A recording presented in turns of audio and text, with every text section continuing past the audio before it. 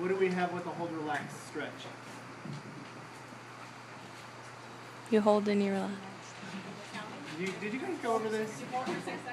Kinda. That's good. We hold it for 6 seconds. Okay. I'm gonna have you put your arms. Okay. So first thing we do, what pattern are we in? D1 extension. Okay. Say it loud. Flexion. Say it. Okay. D2. So here we're in a D2 position, right? So if you have to do a quiz and it says do a D2 hip flexion, right, here we go. This is going to be for hamstring, this is going to be medial hamstring, right? We take our patient up to the point where we feel tension. We're going to do a hold, relax, contraction, hold, relax, stretch. So the first thing I'm going to have you do, Lisa, is hold, and you're going to push right into my arm. You're going to push into my arm, hold. We hold this for 6 seconds. She's pushing, we're having an isometric contraction of her hamstring. Then we say relax, and now pull up. Pull, pull, pull, pull, pull, and just relax.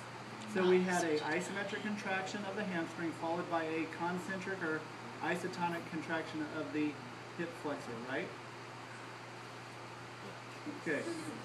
Now we go ahead and we're just holding here the stretch. Now we're going to do another hold, relax, stretch. Hold.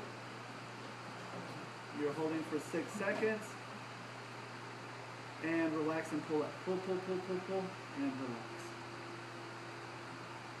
And she's really stretched here, right? So with this, when we're doing a hold, relax, stretch, you guys went over your autogenic inhibition, reciprocal inhibition. Yes. Okay. So make sure you know that for your test, okay? So that would, go ahead. When they relax, why do you tell them to pull again? So that's where you're going to... That's where you're doing the stretching. No, that's where you're doing the stretching, but right here, if we go ahead and I have her just hold, go ahead and hold. And then I said relax and she didn't do anything, that's going to be autogenic inhibition. The muscle, you have a contraction, after you have it relaxed, that muscle goes, ooh, let's elongate, so you're able to pull up. Reciprocal inhibition, now we have our isometric contraction, hold. She's holding, so isometric contraction of that hamstring. But if we just have her relax, that would be autogenic. Go ahead and relax, and now pull up, pull, pull, pull, pull, pull, and just relax. So now reciprocal inhibition, now when the opposite muscle group fires, now the hamstring has to say, hey, I have to lengthen because the hip flexor and the quads are contracting.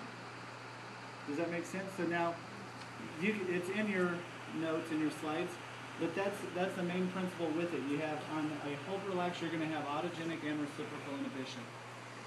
It allows for elongation of the muscle fibers to get a better stretch than if we're just doing a straight static stretch.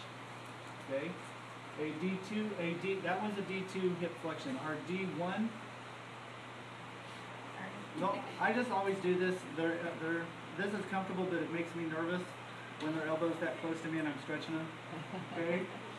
So, here we go. The medial hamstring, when we do a D2 pattern, is always going to be more flexible than when we do D1. Right here on Lisette, she's already extremely tight and she's not saying anything, but you feel that. Yeah. But look at the difference on this. Here's where the tension is here for a medial hamstring. When we do lateral, I already feel the tension. So here we go, and this is right at 90. So this is a D1 pattern, hip flexion. We can do our hold relax again right here. So I'm going to have you hold, Lisa. Hold. She's going to hold how long? 6 seconds. Okay, and then she's going to relax and do what? Okay, pull, pull, pull, and relax. Why? To help get a better stretch. Okay, what's it called? Autogenic. And? Reciprocal. Okay, say that we did a D1 hip flexion with the knee flexed. It's going to look like this, right? So now we're doing a glute stretch. And we could still do our hold relax in this position. So if I take you here, and you should feel this stretch about right here in your butt.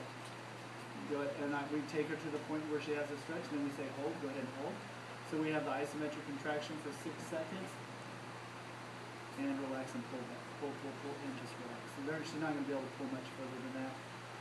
But just initiating that pull allows that reciprocal inhibition. Okay? What was the other type of stretch we said?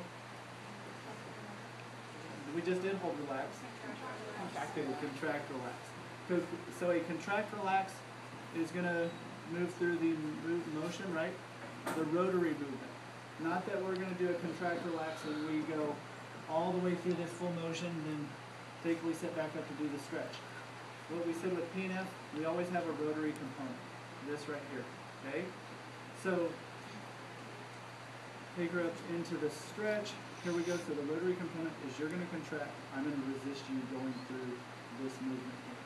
Okay? So go ahead and contract. I resist it, and then I have her, and I'd say relax, and then I take her on back. Let's go ahead and contract and relax. Take her back, and then we hold the stretch. Contract and relax. You see that? So you understand the difference between a hold relax and a contract relax. If I go like this right here, go ahead and hold. So relax. Is this P and F? Why? Good. You guys are great. Thanks for having me. Thank you.